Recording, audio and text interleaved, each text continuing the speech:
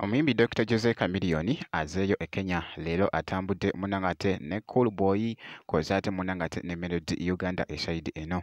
E Kenya azeeyo mwana mulenzi munnange ate Dr. Jose Chameleone ate nga ku sayidi y'emu kugambye rehearsal ziri mu kutokota anti Sanyu Sanyu Festival mwana mulenzi munnange ate Pallaso wuuno babadde bakakasa ne mwana mulenzi munnange ate Weasel esayidi eno. Mu katambi nno akabadde kagetinga ate wali vairo era nga kengenda okubeera nga ntandika nako ate mu maaso awo muganda wange njija ate ne Dr. Jose Chameleone era nga rehearsal nkugambye nti no zatandise dda esayidi eno kiri mu kutokotera ddala nnyo.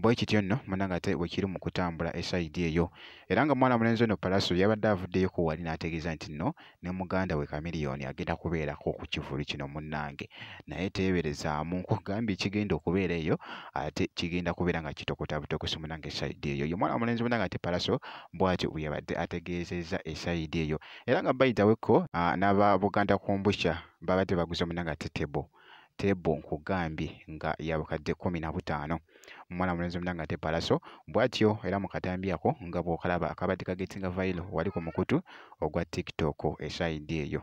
Kati awo kankuggyeko ate nkutegeezeko nti nno Dr. Jose Chameleone munnange azeeyo e Kenya naye ne Kenya abadde agenze ne mwana mulenzi munnange ate wali Melody Uganda kw'ossa ate ne mwana mulenzi ono omuto wali muyite Cool Boy nkugambye babadde butoola esayidi eno ng'ate bagetinga ate wali esayidi nga bogezaako okulaba.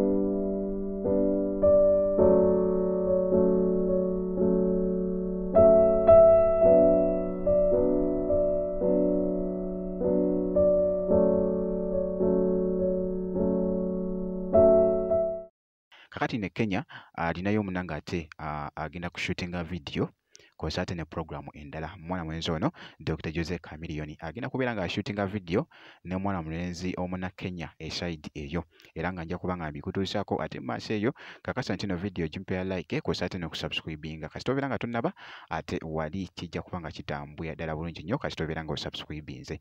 Ngenda kubeera nga nkomawo ate mu maaso eyo n'ebirala katono nnyo bwe nti.